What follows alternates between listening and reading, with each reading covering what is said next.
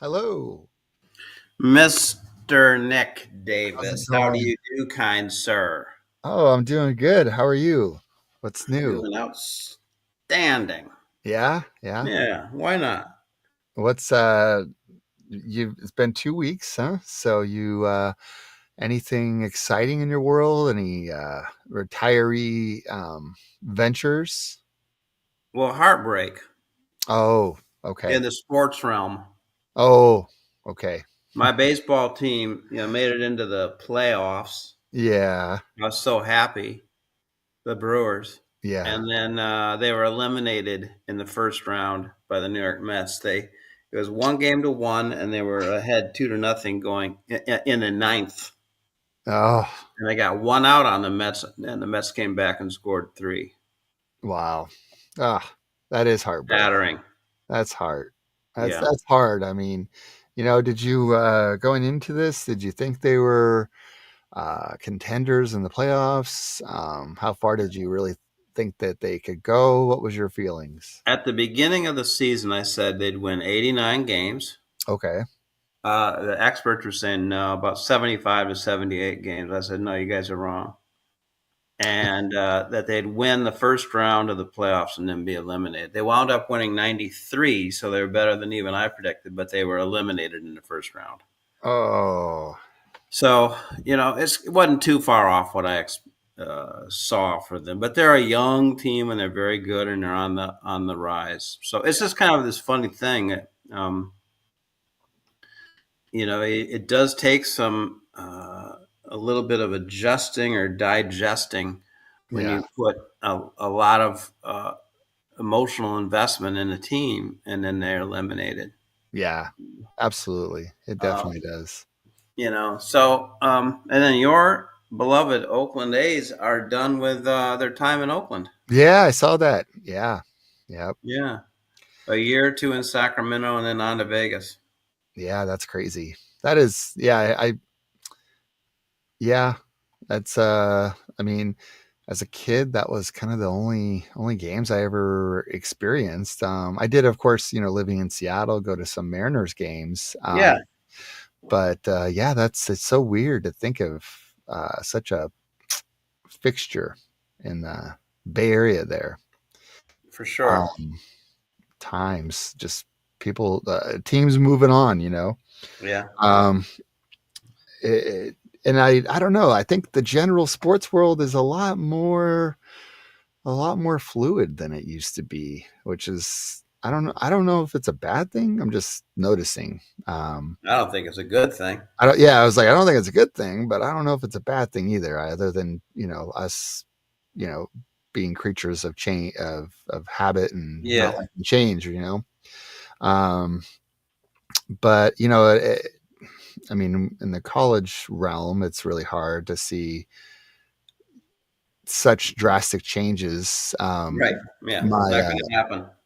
my Washington Huskies, um, they had a repeat this weekend of the national championship game against Michigan, and Oh they yeah, uh, they yeah, got yeah, yeah.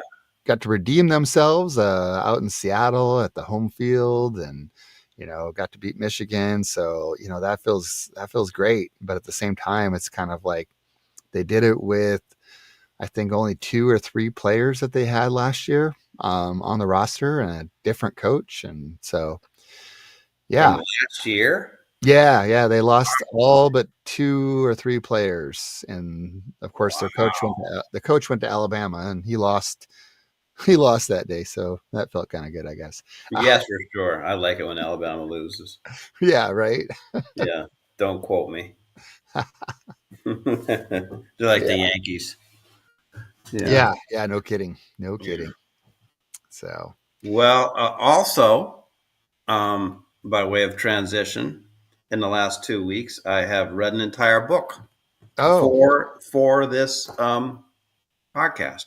for this. Oh, okay. Was this the you had mentioned? Okay, Strongmen. Yeah, interesting. Ruth Ben Mm, Ghiat, Mussolini to the present. got it. Okay. Every day I was absorbed in this thing. Yeah. Yeah, it's a perspective changer. It really is. Not Hmm. radical. because I think all of us think of Trump as being, not all of us, obviously, but is it a majority of Americans? I think it's a majority of Americans think of Trump as being an abusive and cruel and deceitful person. He does have his followers, obviously, Yeah. but impeached twice, adjudicated guilty on a civil charge of rape, um, Yeah. 34 felony counts, guilty. Mm-hmm. You Right. know, Yeah. uh, Yeah. Not a great rap sheet. right.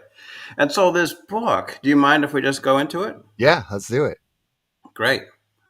Because that's been what I've been thinking about the last 2 weeks is this topic. We're now October 7th, so we're less than a month away from the election. Uh-huh. And the danger that Donald Trump continues to pose, is so severe. And the fact that he's still being considered as a legitimate, normalized candidate is so uh, scary um, for anybody that has any sensibility about civilization, really, Right.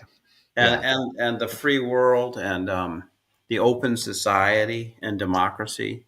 Right. He's a threat to all of that.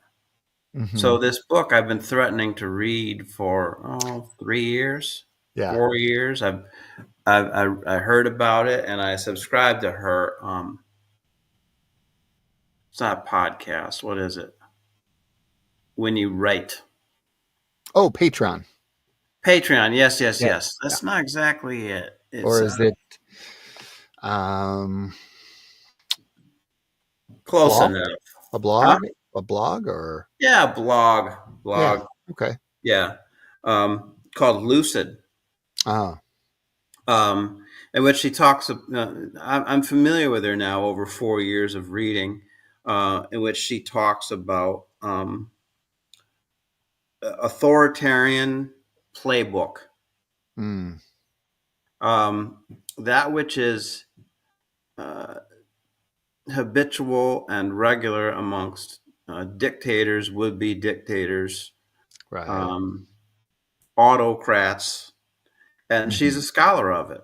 She's at New York University, and Mary and I went and heard her speak about maybe 3 weeks ago now, Mm-hmm. um, and she was marvelous as we expected. There was another guy there too who has a book called The Death of Democracy, Okay. um, ringing the alarm bells, Yeah. and it reframes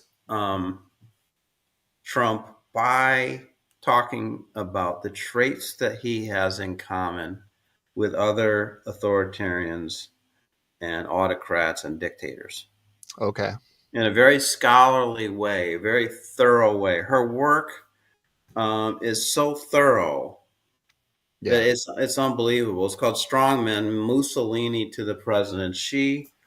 It's not an overly creative book, but that's not what her goal was. Mm-hmm. It's slightly dry at times. Yeah. That's quibbles with a nonfiction. I'm a creative type of guy, I like poetry and Yeah. lovely stories and that sort of thing. And this is nonfiction.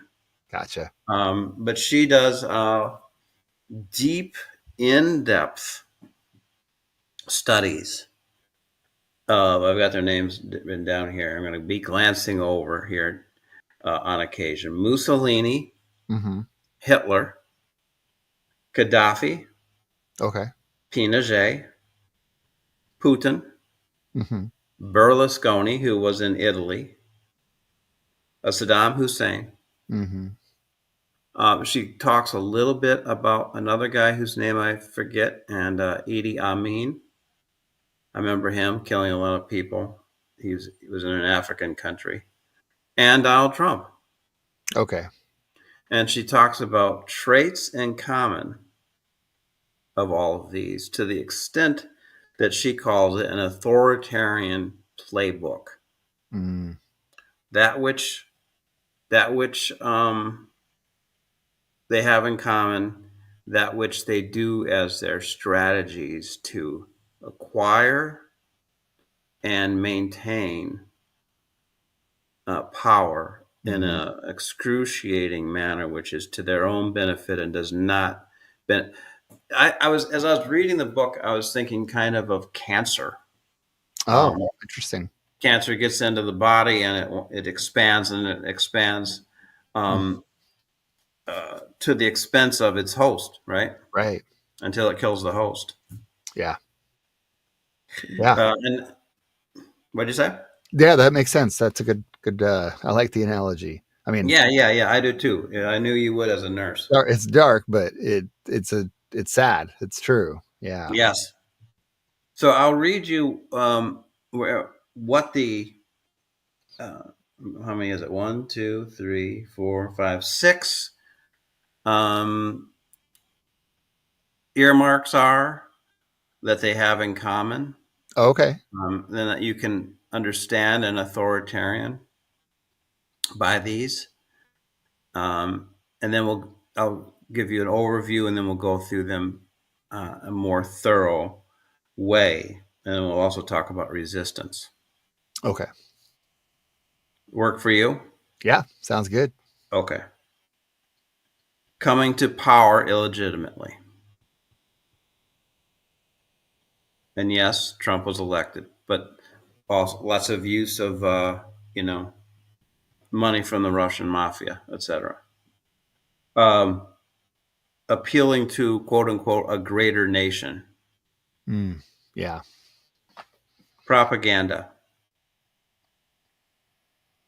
She calls it virility. She has a chapter head called virility, but I don't view virility as a necessarily bad thing. I in my in my own mind, I was reframing it to machismo, Oh, okay. machismo, and then corruption, concluding with violence. Mm. And she goes chapter and verse through coming to power illegitimately, a greater nation, propaganda, virility slash machismo, corruption and violence. She goes through that chapter, a separate chapter on each one, and talks about how these dictators have these traits in common. Right. Some of them were more one than the other, Mm-hmm. and then of course she brings in Trump, Yeah. and you're like, oh, he fits in. It fits him like a glove. This whole thing. Yeah. The authoritarian playbook. Authoritarian playbook. Mm. Yeah, yeah. So it's a very sobering book, Yeah. I as bet. you can tell from what I'm saying here. Yeah. But then the call to action, the resistance, is can be inspiring. Mm. You and I doing this episode 14 of our Right. Brambled path, is part of the resistance. Yeah. Yeah. So I'll go through these. Does that work for you? That works. I like it. Hallelujah. First off, where is it here? Yeah. Coming to power using illegitimate means. She talks about a lot throughout the book. She talks about the personalist mode of power. Personalist. Uh, Personalist. Okay. yeah. In other words, it's like Germany was Hitler. Russia is Putin. Italy was Mussolini. Chile was Pinochet. America was trying to become Trump. At least Trump was trying to bend it to that. Right. So it's more, she says, the personalist mode of power in which the private, legal, political, financial, and other needs of the leader take precedence over national and party imperatives. in the Mm, expenditure of time and energy among party and other political elites in the form of policy. interesting. I'll read that again for those who are listening at home in the comfort of their own sofa. The personalist mode of power in which the private, legal, political, financial, and other needs of the leader take precedence over national and party imperatives on the Hmm. expenditure of time and money, time and energy among party and other political elites in the form of policy. Yeah. So that sentence is actually picked out from a blog Uh huh. entry rather than from the book. She uses the word personalist a lot, but I saw it in her blog this week. Um, the Jack Smith revelations that came out, I think that was early last week, um, like a 95-page argument against Trump's guilt Hmm. with the January 6th and the election Right. denial. Um, she says that this is perfect authoritarian stuff, perfectly plays in because a lot of senators and a lot of people in the White House were working. They weren't working for the government anymore. They were working for Trump, Right. and his denial of the election. Yeah. The Right. person takes precedence. Yeah. That, yeah. That's And then scary. she goes into, Kristallnacht. I can't remember what happened with Kristallnacht with Hitler, but there was an incident of resistance to his ascent to power. It was called Kristallnacht. I think it had something to do with breaking of glass or something like that. Okay. Do you know what it is? I don't know. No. Yeah, yeah. Somebody watching probably does, but Kristallnacht.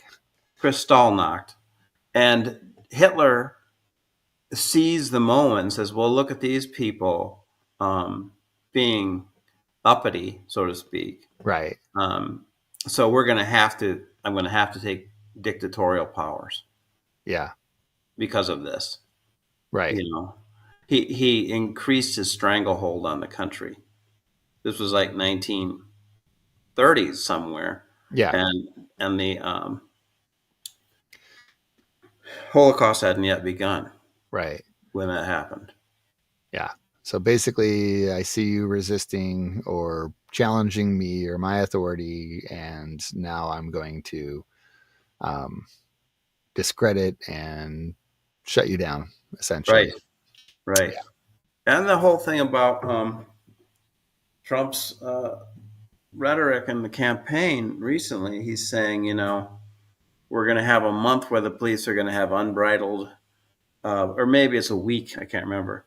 They're going to have unbridled impunity to smash, people who are shoplifting or something like that. They can be as cruel to them as I want them to be, as they want to be. As they want to be. Okay. Yeah, the cops can. Yeah, uh, Putin. I can't remember what all these guys did, but they all, um, for instance, um, Pinochet had a bloody coup. Mm, Mussolini had a bloody coup. They had legitimate forms of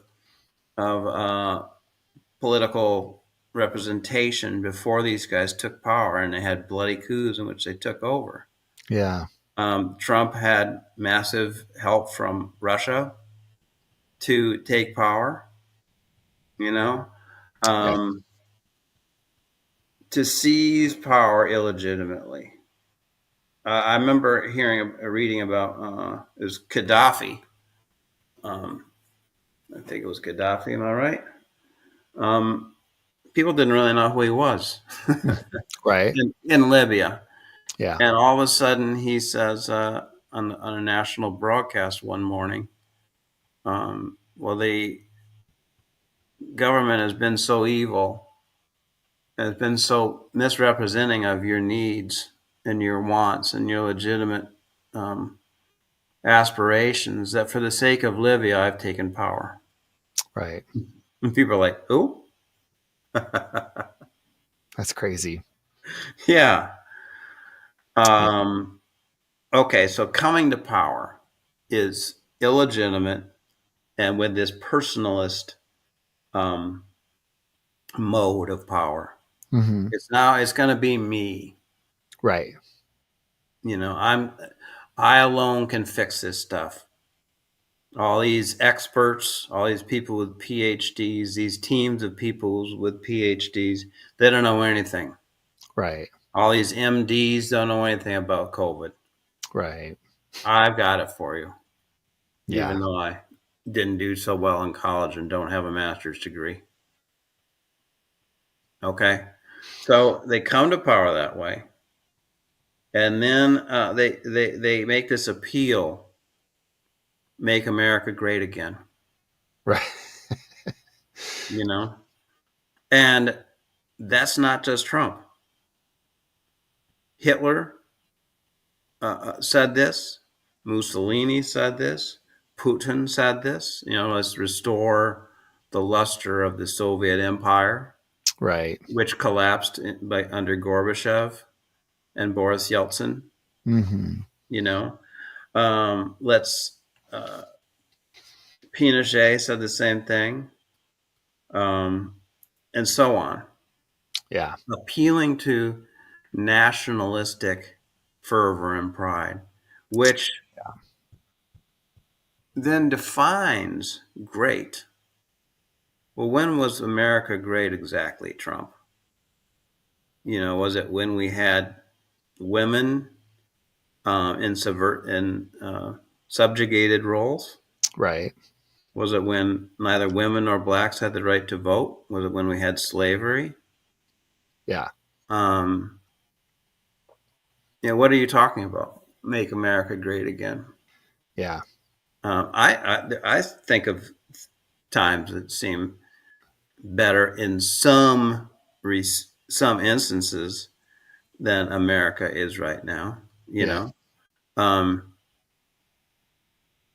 I think of um, civil discourse Yeah. being more respectful at Hmm. some point. But there's no you don't want to regress back to a previous time. Right. Right. Well, I mean, just think of, I just think of like, the big topic of immigration, right? Uh-huh. And when you think about that in America's history, like make America great again, and well, when has immigration rates ever been as low as they have been in the last 20 years? I mean, so what version of make America great again are you looking for when it comes to immigration? Because, you know, uh, our immigration rates are pretty well regulated for quite a few years or decades now. And in the early, centuries of America, we were founded by immigrants. Like we are a nation of immigrants. Um, so I always find that interesting and a Right. little bit fascinating because we choose to put this strain on immigration and focus on it, which was really just a deflection of you know how troubled America has become, especially in these urban centers and populations where it is so diverse and there is a lot of safe havens for immigrants and refugee efforts. And so then they just say, well, look at how bad it is there because they've got, issues with crime and homelessness and this, and it's easy to point the finger at immigration because that's where these people have found, you know, a place to live. Um, and it's just fascinating to see because those cities, those areas, those places that have had these troubles have had those same troubles since massive amounts of immigration were occurring in American history. Um, it, it, Yeah. they're not, these things do not correlation is not causation necessarily. Ooh, I love that. Yeah. So Thank you. anyway, Thank yeah, you. We the the difference now is that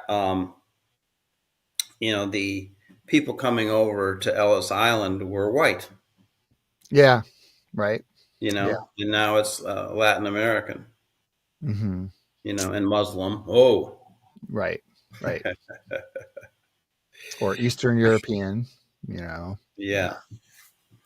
So yeah, so Trump, Mussolini, Hitler, Berlusconi, Putin, they come to power, personalist brand of power, and they appeal to make America great again and similar. I mean, it's just amazing to read Ruth Ben Gotz. It's like in the 1930s, Mussolini was saying, "Make Italy great again." yeah, And then the next thing is propaganda. And it's always interesting to me whenever they refer to "quote unquote" the dark state. Is that what they call it? The dark state, dark state, deep state. I don't even know. Deep state, dark state, deep state, deep deep state. Yeah, state. Thank you. The deep state. That's it. Thank you. They're referring to the government in the United States, yeah, and they make it out to be this dark, mysterious, bad thing. It's coming up now with the hurricane rehabilitation efforts hmm over Helene and upcoming Hurricane Milton. right, Um, the efforts and the right wingers. I'm sorry to use that language, but are saying, well, obviously FEMA just wants to enrich themselves and give the money to Ukraine, stuff like that. right, As opposed to, I don't know that FEMA is a spectacular organization. I don't know that yeah, personally, but right, deep state, and then the other thing is fake news. right, And this stuff I see it on Twitter all the time. People using these terms, which is propaganda terms. It's right, authoritarian terms. hmm Distrust your government and distrust the liberal media. yeah, It's important, in my opinion, to not just buy everything that the government does and not just buy everything that the media does. right, yeah, Um, Mary and I are more about print journalism than broadcast journalism. uh-huh, yeah. And when I do watch broadcast journalism, I do like to watch PBS. Oh yeah, Um, feels a little bit more legit. So hmm I'm not saying that you should be uncritical, but right, he throws it all out. Deep state, fake news, and listen to the officially sanctioned mouthpiece, which is Fox. yeah. You know, that always troubled me because I don't want to listen to one news or the other, Yeah. and I find it interesting to see and hear things from the other sides or whatever side, right? But this constant need to discredit anything that doesn't align with your agenda, and I mean they both sides do it. Both sides are Hmm. doing it, and that's just it's sad, but that's the world we are in now. Is that um, everything it's all fixed and it's all fake until it's your news that fits your agenda, and it's no longer fixed and fake. Um, and I don't know. I mean, it's with social media these days, I feel like one little thing, one soundbite from a news or another person then gets replicated by tens of thousands. And, that just take this Helene thing, for example. One person on Fox or whatever may say, where's the Biden administration? Where's Kamala Harris? And next thing you know, you have a bunch of people who are in Tennessee or North Carolina, and they're on TikTok or on social media, and they're doing a little snip or discussion about, oh, look at this devastation. Where's our government? Where are these people? And it's like you're repeating the same thing, but it none of it is based on actual facts of what's happening. I mean, there's just like any natural disaster that's occurred, it's a state of emergency. It's federally declared. All the resources that can be made available are being made available. You know, are you expecting your leader to be on the front lines with a shovel and a backhoe? I don't know. I mean, where do you draw that line of, they stopped campaigning and now they're here working on the disaster relief efforts. I don't know what's realistic, and I just think that whether it's and I mean, to be fair, um, it happens both sides. I mean, It does, but yeah, I'm saying that it's with like, the Trump administration and their use of lying, it's much oh yeah, worse. Much absolutely, worse. Yeah, absolutely. yeah, I think it's perpetuated and then parroted, by the yeah. news, by the Mhm. authoritarian. Yeah. Um, because I mean, here, people who I know very well support, Harris Walls. They're not, I don't hear them parroting the same little,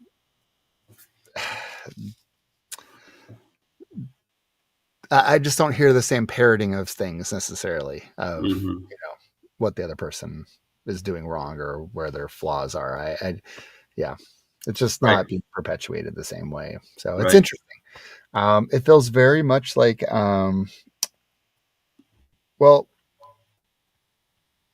and I don't know, maybe this is part of the playbook of creating a culture and and like you said, this personalist agenda where it's like I am a fan of this person, not their policies, not their, what they look like on paper, their qualifications, that kind of thing. I'm just a fan of them, even though qualifications aren't there, even though, and it's just, it feels very much like a cult following than it does hey, this is a person whom I think represents me and my ideals and my values the best. Yes, Yeah. 100%. Yeah. And what I wrote down here, derived from Ruth, is a feeling of being overwhelmed by the lies. You can't keep up with them. Mm. The power of boldly asserting the same thing to the public several times to the extent that they believe many fictions as if they were true. Then people become, this is the key thing, indifferent to what is true and what is false, Oh, yeah. so that you That, have the death of truth. hmm. Yeah. You know, well, that's just your perspective. Well, you're getting that from the liberal media. Yeah. 2 plus 2 is 4. Well, anyway, that's part of the Trump thing. Somebody said that he lied 14,000 times while he was in office. The Toronto Star and the Washington both kept um, a running record of all his lies and misrepresentations. Yeah. And that most recent debate with Kamala, they said that 90% of what he said in that debate was false. Yeah. So, all right, so that's propaganda. We could come to power illegitimately. You use this personalist model. You appeal to a greater nation, make America great again, etc. Right. And then you run the propaganda strongly, before, during, and after, so that people are literally saying, "Yeah, it was definitely a rigged election in 2020. This definitely is stolen. Yeah. And then I heard this hilarious thing, hilarious but not hilarious. Nancy, the January 6th insurrection was brought on by Nancy Pelosi. Oh, really? Did she have? Was it a suicide attempt then? Because they were trying to hang her. Yeah. So anyway, then comes the machismo, which Ruth Ben Ghiat calls virility. Um, I call it machismo because it's a more accurate word, in my opinion, for narcissistic and cruel behaviors. Um, Sexual exploitation of women. Putin posing with his shirt off. Mm. Remember that? Yeah. Gaddafi and Hitler and Mussolini, or and Idi Amin, had sex slaves. Mussolini had sex with 4 different women every day. I'd like some access to his Viagra.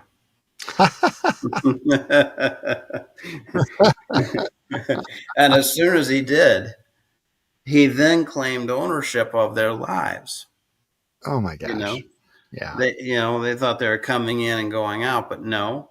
Now, non-disclosure agreements, harassment of them and of their family, and intimidation for the rest of their lives. Wow. Think That about doesn't the sound familiar at resources. all. What'd you say? Oh, that doesn't sound familiar at all. Right. Think about the resources that are required to do that. Ugh. Trump paying off the porn star, Yeah. allegedly raping more than 20 women, the menacing behavior around girls' beauty pageants, the whole Jeffrey Epstein Hmm. darkness, Right. you Hey, know? I see something this week where he recently said nobody wants to see Joe Biden on the beach, but he looks good. He would look better than Joe Biden on the beach or something with his. Yeah. I I saw something. I was like, well, why are you talking about how good you would look and how people would want to see you on the beach? I Anyway, saw that. I saw that. like, what are you talking about, man? Like, yeah. Anyway, but to your point, the posing without your shirt on, sort of, yeah, Yeah, him saying, I remember during the first campaign, 2016, he said that I got no problem down there, believe me. I'm talking about his penis. his crowd Remember that? size, his crowd size. Yeah, his crowd Yeah, size, yeah. yeah, But ay, ay, ay, ay. It's just, um, but this is part of the authoritarian playbook, yeah, you yeah. know? That's, It's I part of the mean, authoritarian character. it's so alarming. And I mean, when you put it into all of these authoritarians, dictators, autocrats, that's that's really disturbing. It's really disturbing. Yeah, it really is. I mean, do you see how this is all fitting him like a glove? Well, and it also, one of the things it just really makes me sad is how easily society can fall for it. Yes. Like, you know, there's so many historical examples of this in this playbook, and yet it's still, there's not a, what are the protective factors as a culture and a society from such manipulation? Exactly. Thank you. That's what I've been thinking about for the Yeah, last 2 weeks. And we will get to the resistance part, but it is an ongoing question. It's an ongoing question. And I'll go forward here to the rest of it. Do you want to? yeah, yeah. We're at 39 minutes. Corruption. Trump made more than $1 million per year just from having Secret Service having to pay to be at Mar-a-Lago and the Trump Towers in New York City and D.C. and at his New Jersey golf course. The Secret Service had to pay every time they went there, and he was there always. Right. They had to keep paying. He made over $1 million a year. I heard 1.5 million. My gosh. Putin has the Russian mafia at his disposal. Basically, the Russian government is the Russian mafia at this point. Yeah. All these authoritarians wound up in mansions and estates beyond those homes of the average national leaders. Gold-plated estates. While they all portray themselves as men of the people, they all live remotely and have vast sums of money. Hmm. Money laundering is common. International bank accounts and shell companies keep the money hidden. The sawing to death of Jamal Khashoggi, an American journalist, by the Saudis was shielded from consequences by Jared Kushner, leading to his being paid $1 billion by the Crown Prince. Wow. $1 billion. Yeah, Jeez. isn't that something? Yeah. That's wild. They have a lot of money, apparently, the Saudis. All They that do. oil. They do. Yeah. When I was a teenager, I don't know if I told you this, but I lived in Riyadh, Saudi Arabia when I was 14, 15 years old. And Really? yeah, yeah. Interesting. Well, definitely a topic for another time. But yeah, they're that whole beheading, sawing. I mean, it's a real thing.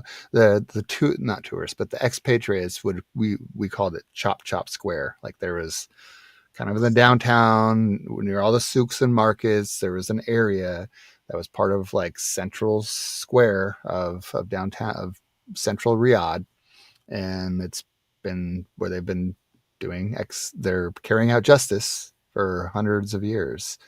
Makes me And want to throw up. yeah, it's yeah.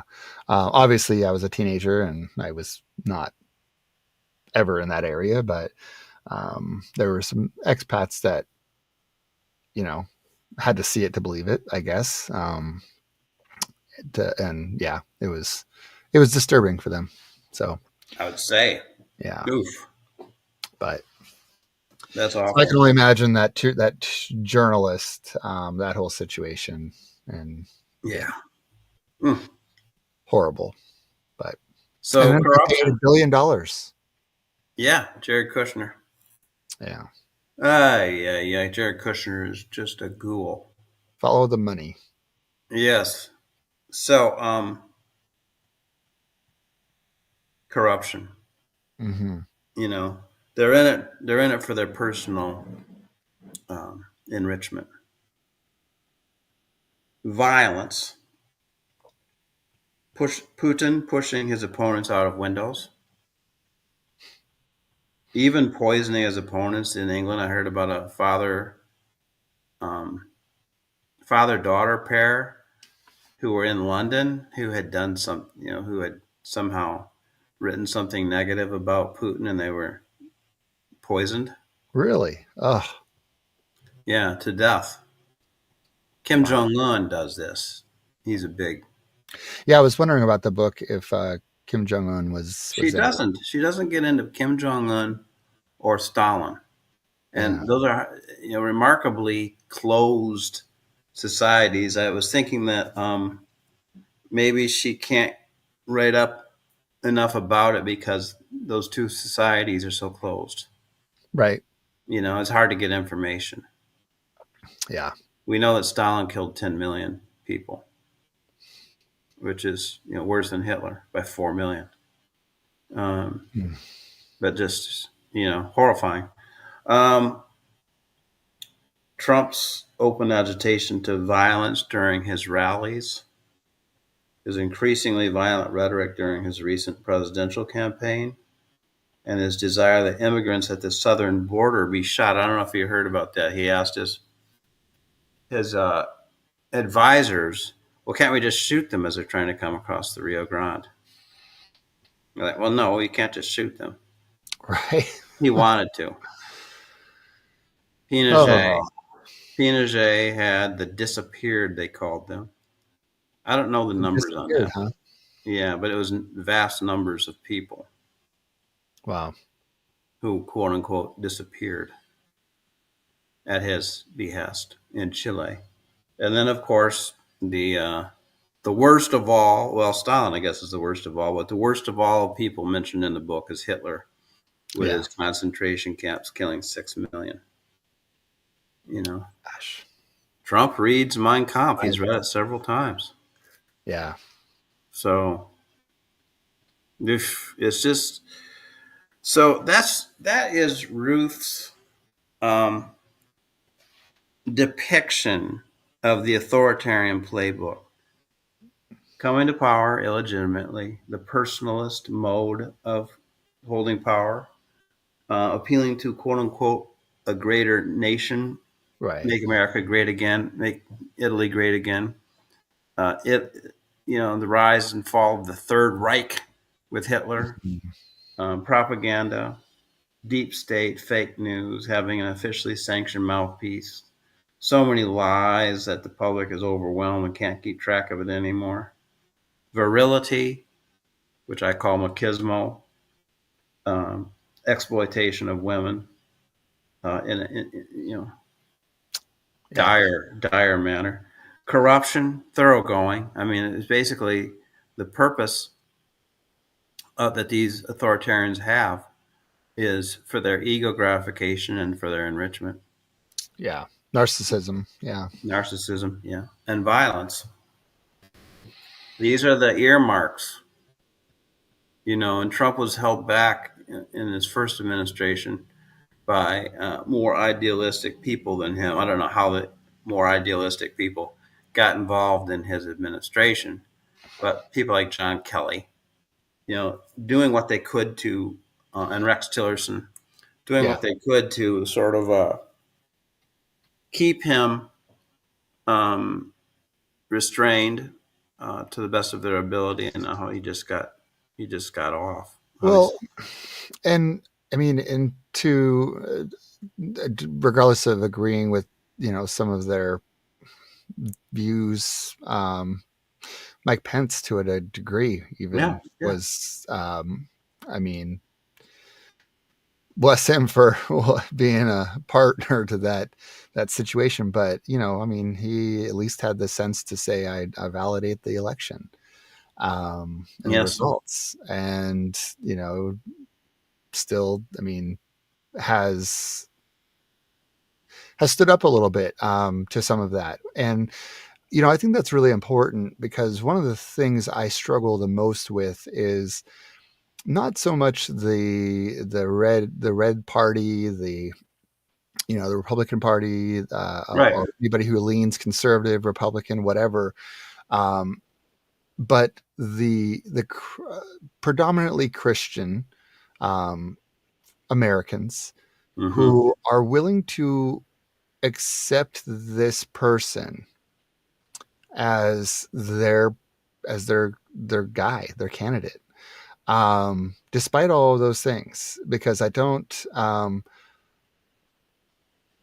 just don't, I have, it's difficult for me to find how somebody who does not own their mistakes, lacks humility. Um, I mean, let's put it this way.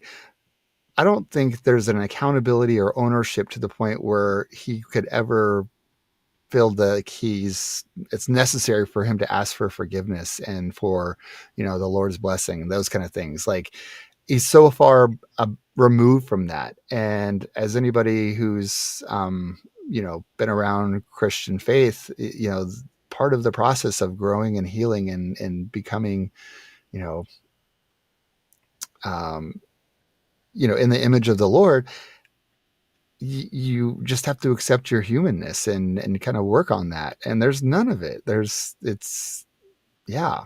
No accountability, no ownership, no feel like I don't even repent for what, I've done nothing wrong. That's Right. just so hard. And it's so hard to see how many people on that side support. We do have a comment in the Black Raven meditation. This Oh my goodness, that's the lovely. Hello, dear. this says this conversation sparks a question in me. What qualifies one to govern? That's a great question. Yeah. Um, Her nickname is Core. Corey. cool. Hello there, Corey. Good to hear from you. Nice. But yeah, so what qualifies one to govern? Um, yeah, that's a tough question. I think it depends on. I mean, everybody's going to have a different answer on that, but Yeah, yeah, that's good. I definitely feel like for me, someone that represents, the general a general experience in America, especially in our country. That's who I resonates with me. That's who I feel qualifies. Like because I think about these qualifications, and I'm more and more leaning towards. I'd rather have somebody who feels like, you know what, I'm going to quit my day job. I'm going to stop doing this because I'm so impassioned about America or my community needing a change that I feel called to do this a calling towards this. And I mean, if you ran, you know, a falafel shop and you decided to go do this, like, you know,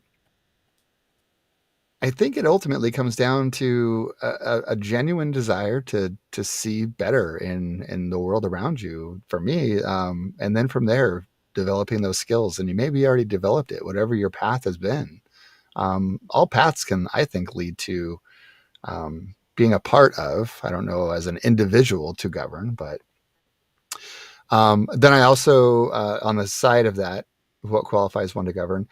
Um, I definitely notice that in people who choose to be at the highest level of the public spotlight in this sense, they all tend to have a little bit of ego, um, and I don't know if it's just that people who don't have that don't want the attention, don't want to be in the middle of things. Um, so I don't know. How would you explain or define that, or what would you say? I don't know. Yeah. Well, I agree with you, and there is such a thing as a healthy ego. Hmm. Um, but it's interesting when Corey asked. I had an instant answer, and then sitting here listening to you, a different Oh, answer sorry. a different answer has sort of bubbled up, which is the Yeah. first answer was heart and mind and experience. Mm. And then, I'm very philosophical in my orientation towards life. And, Yeah. and I feel you a, there. what'd you say? I feel you there. Yeah. Yeah. And a um, tradition that has survived for like 3,000 years in Western wisdom. I like Eastern wisdom so much, but the West talks about the three great principles of a life and of a community are the good, the true, and the beautiful. Mm. And you could spend your entire life refining what that means for you.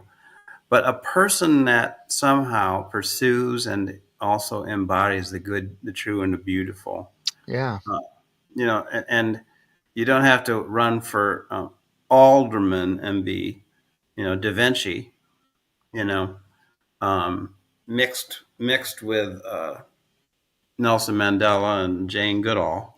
Right. But Yeah. but um, that's how I see it.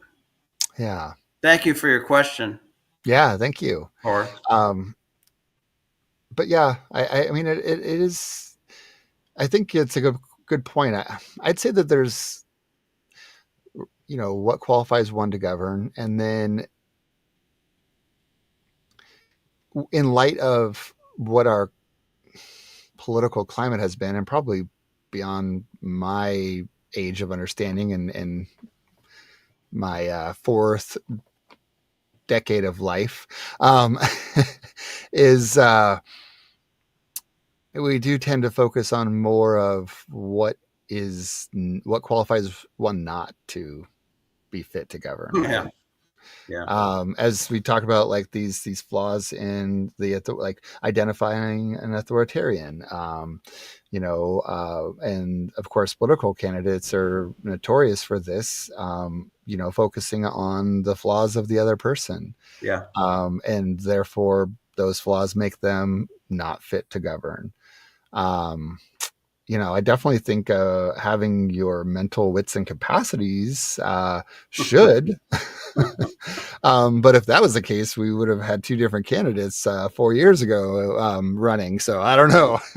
Yeah. um, Yeah. Mental fitness, but yeah. All right. So now I'm going to go on to the final aspect of this, Okay.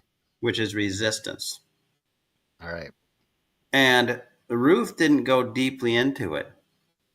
Ruth Ben-Ghiat didn't go deeply into that. I wanted more from her. I think that her idea is that writing her book, and now she's on a tour in which she's talking about this, is her act of resistance. But I kind of have been meditating on it for the last 2 weeks. How do I resist? The good, the true, and the beautiful. Pursuit of that until you die. Mm. I wrote,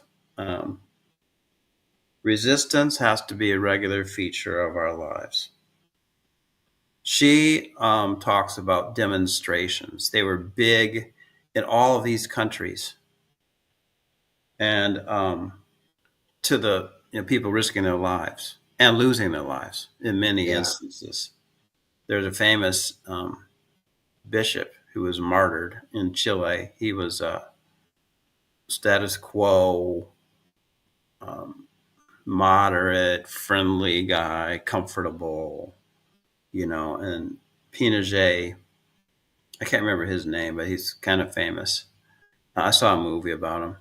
Pinochet's, disappeared was just a mounting scandal, and people were saying, "Well, where's the Catholic Church on this? Are you just gonna?" And he finally started speaking out and demonstrating.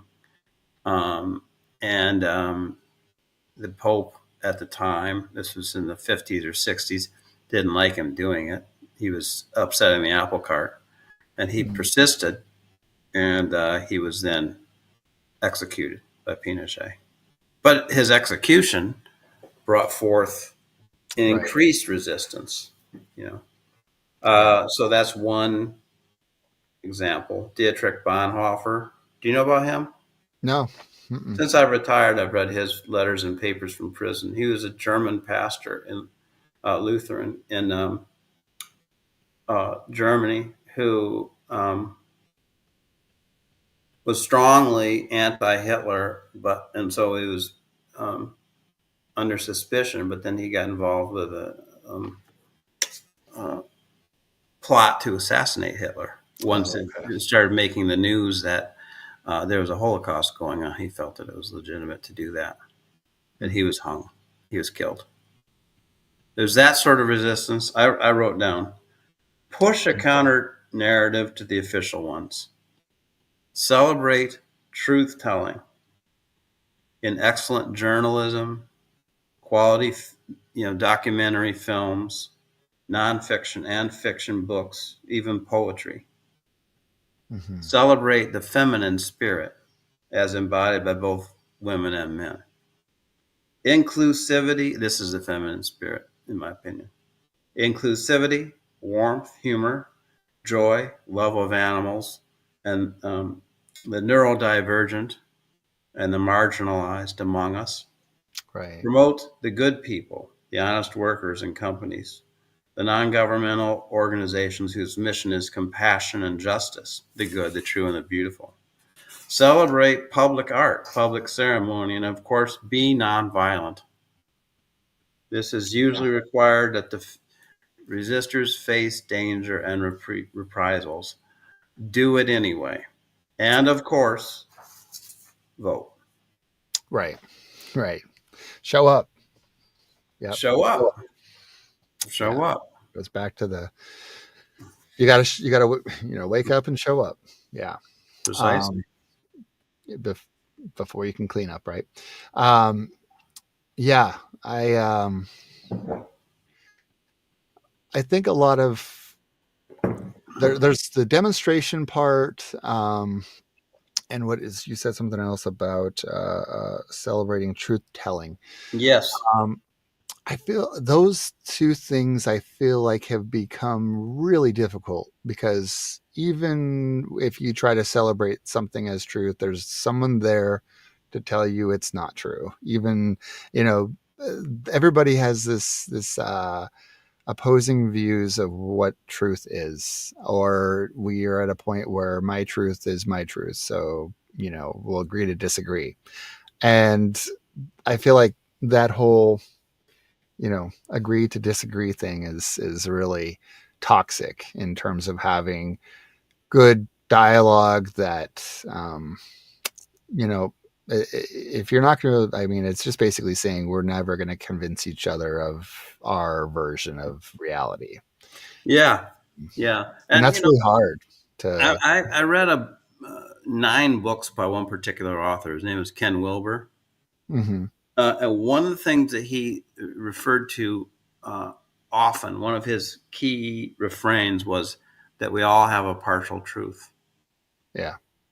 So, when somebody says, well, you're not telling the truth, you can say, well, I have a cogent and important partial truth.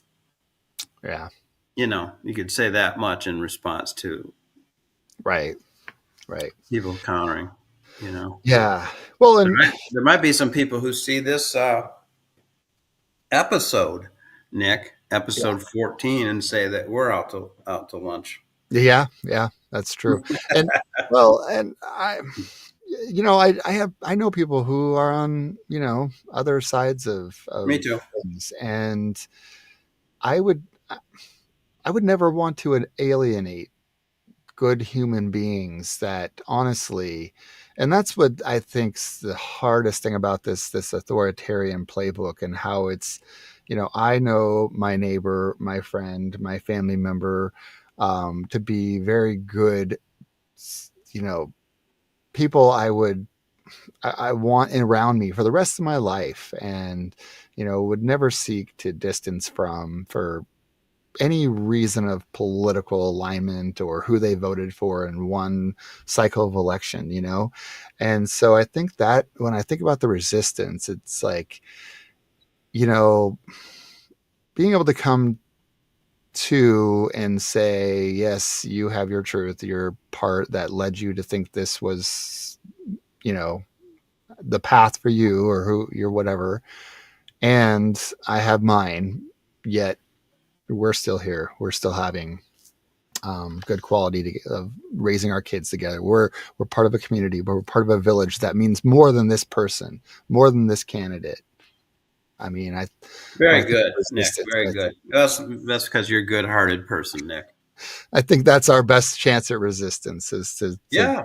really just focus on the fact that, yeah, we can be so opposites on something, even though I think you're out to lunch, you think I'm out to lunch. But when this cycle's over and we move on, um, we're still loving and kind to one another. And that's all that really matters. So And that's, when Trump's so next 70 felony convictions and next handful of rape convictions, and what has he's never been charged with money laundering. When right. the extent of his corruption in that, which is massive, why do you think he's a billionaire? Yeah. Um, when that all comes out, then maybe we'll talk again about the subject. Yeah. Yeah. Yep. Yeah. Well, So yeah, it's been good. I appreciate you sharing your experience and some thoughts, especially what has driven you to putting some real time in, regarding meditating on, and you know not just jumping to some hasty insider conclusion, but really researching it. So I appreciate your vigilance with that too, and that's that what I book. like to do. I mean, it's what I Yeah, like to do. It's my temperament. yeah, And now that I'm retired, I can do it. yeah, absolutely. So that's a good book. I'm definitely gonna, like you said, it might be kind of dry. I'm Slightly. Yeah, but Yeah. I may pick it up. I appreciate. Yeah, Strongmen. There we go. Mussolini to the Present by Ruth Ben Ghiat. If I say that word yacht, my kids are gonna go nuts. Oh, Like, then you oh better. Yeah, yeah, you better. Yeah. I yeah. even have her signature on here. We went up, afterwards we went up to the two authors signed their books for us. Oh, that's cool. That's Yeah, always good. Yeah, yeah. I like when you get the chance to meet an author and have them sign the book. That's cool. very much. Awesome. Well, thank you to those who have tuned in live this week and Black Raven Meditation. Appreciate your commentary and engagement. That always Love hearing from you, Core. brightens our days too. And if you're watching live, thank you. And if you tune in afterward, we appreciate your attention. We know how valuable your time and attention is. So, Yeah, we actually have 4 people listening right now. I think that's a record for yeah, our it was. for our live thing. Like, yeah, nice. We'll take it. Yeah. All right. Peace Well, out, stay brother. well, everybody. Take care. Peace.